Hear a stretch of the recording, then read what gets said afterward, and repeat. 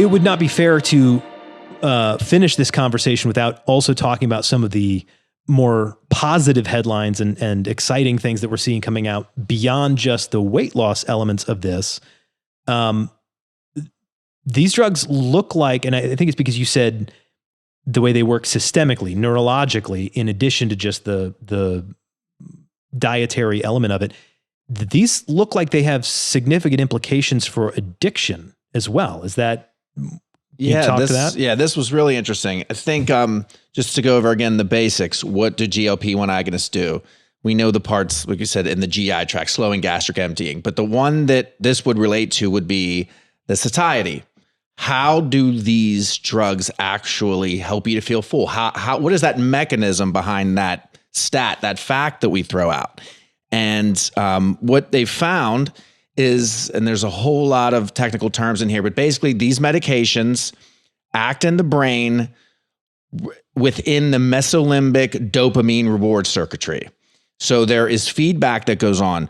Dopamine is critical to life. Dopamine is what helps you to feel reward for everything from going to work to gambling, to eating too much, to drinking too much. All those things are just some function of the way that your body, and this is a much deeper conversation, but in its most simple form, to how your body, how your brain responds to dopamine and how the personality and the other parts of your brain interact with that. And there's genes, there are exposure, all sorts of things that affect that. So what I thought was really interesting, again, this is not referring to hard alcohol dependence. I don't mean to draw lines there, but around the clock drinking where you are physically dependent. We're talking about more alcohol abuse, alcohol cravings, binge drinking. That they definitely found that the reward aspect was decreased. Wow. So you've got the GLP-1 circulating, like we talked about, lasts longer in the body than normal GLP-1. It has kind of already hit the dopamine circuitry in the brain to help you to feel a little bit. It's not going to be as overtaken by the feeling of alcohol. There's some satiety in that receptor, and now the alcohol is not as desirable. You don't have as many. You don't like it as much. Some of it's anecdotal, but they looked at mice. So there's a lot of things in there, and again, it does link directly back to the one component. GLPs have a lot of benefits regarding weight loss, blood sugar control, but one of them is that increased satiety, and that's believed to be a dopamine reward circuitry. Yeah, right. So this is beyond. I don't want to say beyond cutting edge. This is not.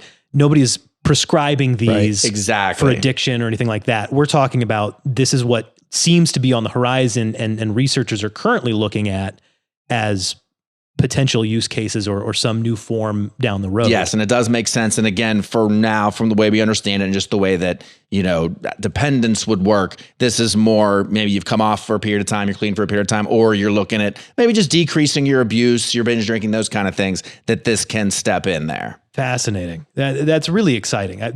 The more we learn about the body and the systems as a whole and how they interact, the ability to help someone with something like this is really exciting. Did we leave anything out?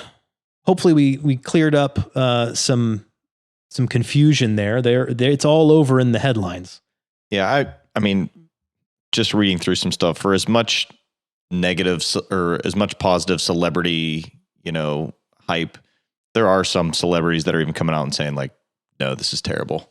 Especially the ones that are like, again, for those who are looking for dramatic weight loss and maybe their BMI, there's no valid reason to be on it.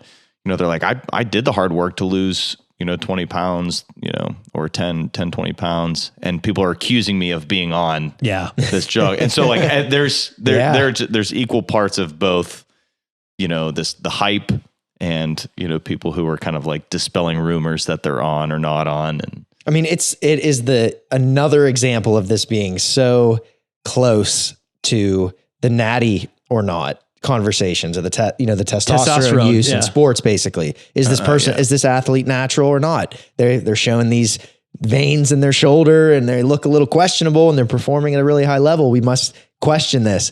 And now it's the same thing. That you mean to tell me Jane lost 30 pounds on her own?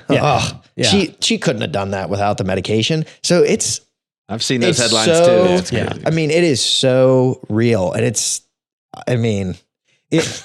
everywhere. It's wild. It's not that you can't. This is just a tool, and the fact that people are having to have these conversations is kind of sad. That we as a culture really like to tear people down. The important thing is they lost weight. Man. They got healthier. Isn't that what we're supposed to be focusing on? Mm-hmm.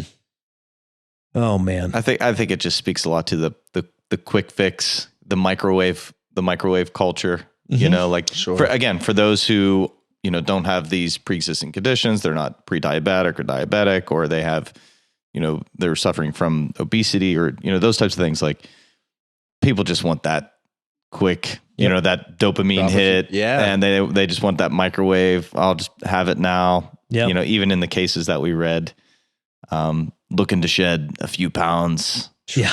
I it's ridiculous. I knew I didn't have to. Well, what are you doing? Yeah. In the development of these medications, you had to wonder, as this data was coming out, that some of the researchers were probably just like, oh my goodness. Inevitable. Yeah. There's going to be people, this is going to be insane. The drug companies liked it though. Right. They were happy to have it go down that path. Right. Like, say, at the same time, you wanted all the good that came with it, but then you're also sitting there like, this is like the next lifestyle PED now. Yeah. Oh, wow.